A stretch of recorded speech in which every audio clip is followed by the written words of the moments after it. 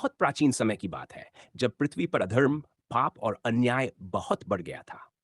राक्षसों ने चारों दिशाओं में आतंक मचा रखा था। साधु संत, देवता और आम मनुष्य सभी परेशान थे। तब त्रिदेव, ब्रह्मा, विष्णु और महेश ने माता महालक्ष्मी, महासरस्वती और महाकाली से आग्रह किया कि वे अपनी शक्तियों का एक संगठित रूप पृथ्वी पर भेजें, जो धर्म की रक्षा कर सके और अधर्म का नाश कर सके। इसी संकल्प से माता शक्ति ने पृथ्वी पर अवतार लेने का निश्चय किया। यह अवतार एक छोटी कन्या के रूप में हुआ, जिसका नाम वैष्णवी रखा गया। यह कन्या एक तपस्वी और धार्मिक परिवार में जन्मी थी। जन्म से ही वैष्णवी में असाधारण गुण थे। वह साधारण बच्चों से अलग थी। छोटी उम्र से ही उसमें ईश्वर भक्ति, ध्यान, साधना और तपस्या की प्रवृत्ति विकसित हो गई थी। बचपन में ही वैष्णवी ने सांसारिक बंधनों से मुक्ति का मार्ग चुन लिया। उसने कठोर तप करना शुरू कर दिया। जंगलों में रहकर वह ब्रह्मचर्य का पालन करती थी और भगवान विष्णु की उपासना में लीन रहती थी। उसका उद्देश्य था कि वह आत्म साक्षात्कार करे और मानव समाज में धर्म की पुनर्स्थापना कर सके। उसी समय भगवान विष्णु ने पृथ्वी पर श्री राम के रूप में अवतार लिया था। जब वैष्णवी को श्री राम के बारे में पता चला, तो उन्होंने श्री राम के दर्शन का मन बनाया। श्री राम से मिलकर वैष्णवी ने उनसे विवाह का प्रस्ताव रखा, क्योंकि उन्होंने भगवान विष्णु को ही अपना पति मान लिया था। लेकिन श्री राम ने उन्हें बहुत प्रेम पूर्वक समझाया कि वे एक पत्नी व्रत का पालन कर रहे हैं और इस जन्म में विवाह संभव नहीं है। श्री राम ने यह भी कहा कि कलयुग के अंत में, जब वे कल की अवतार लेंगे, तब वे वैष्णवी से विवाह करेंगे। श्री राम ने वैष्णव ने कहा कि तुम उत्तर दिशा में त्रिकूट पर्वत पर जाकर पकड़ो। वहां तुम्हारी साधना सिद्ध होगी और तुम संसार के कल्याण के लिए पूजित होगी। वैष्णवी ने श्री राम की आज्ञा मानी और त्रिकूट पर्वत की ओर प्रस्थान कर गईं। त्रिकूट पर्वत पर पहुंचकर वैष्णवी ने गुफा में कठोर तपस्या शुरू कर दी। वह दिन रात ध्यान में लीन रहती थी।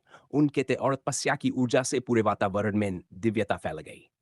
लोग दूर दूर से उनकी महिमा सुनकर आने लगे। जो भी दुखी, रोगी, दरिद्र या पीड़ित उनके पास जाता, उसकी समस्या मां वैष्णो देवी के आशीर्वाद से दूर हो जाती।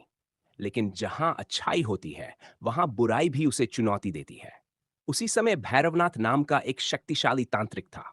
वह माता की शक्ति से बहुत प्रभावित था, लेकिन उसका मन दूषित था। वह वैष्णो माता से विवाह करना चाहता था। भैरवनाथ ने कई बार माता से विवाह करने का प्रस्ताव रखा, लेकिन माँ ने उसे बार बार समझाया कि वह केवल तपस्या और सेवा के लिए इस पृथ्वी पर आई है।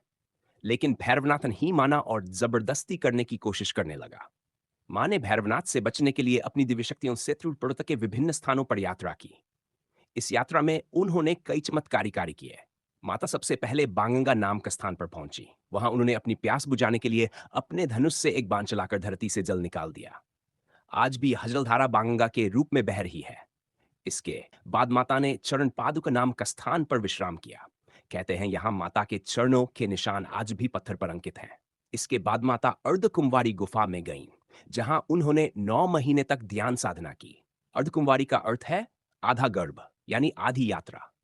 जब भैरवनाथ अर्धकुंवारी गुफा तक पहुंच गया, तब मां वहां से निकलकर त्रिकूट पर्वत की मुख्य गुफा में चली गईं। अंततः भैरवनाथ वहां भी पहुंच गया और माता को पकड़ने की कोशिश की। तब माता ने अपना रौद्र रूप धारण किया और भैरवनाथ का सिर काट दिया। भैरवनाथ का सिर धड़ से कटकर गुफा से बहुत दूर जाकर गिरा, जो आज भैरव घाटी के नाम से जाना जाता है। मरने के बाद भैरवनाथ को अपनी गलती का एहसास हुआ। उसने मां से क्षमा याचना की। मां ने करुणा दिखाते हुए उसे क्षमा कर दिया और आशीर्वाद दिया कि मेरे दर्शन तब तक पूर्ण नहीं माने जाएंगे, जब तक भक्त भैरवनाथ के दर्शन नहीं करेंगे। इसलिए आज भी माता के दर्शन करने के बाद भक्त भैरव बाबा के दर्शन करने जरूर जाते हैं। भैरवनाथ का अंत करने के बाद माता ने अपने लौकिक शरीर का त्याग कर दिया और पिंडी स्वरूप में प्रकट हो गई।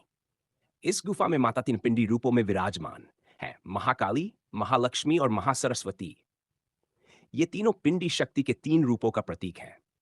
महाकाली अंधकार और बुराई का नाश करती है। महालक्ष्मी धन, वैभव और समृद्धि देती है। और महासरस्वती ज्ञान, बुद्धि और विवेक का आशीर्वाद देती है। मां वैष्णो देवी का यह स्थान अब भारत ही नहीं, बल्कि पूरी दुनिया के सबसे बड़े शक्तिपीठों में गिना जाता है।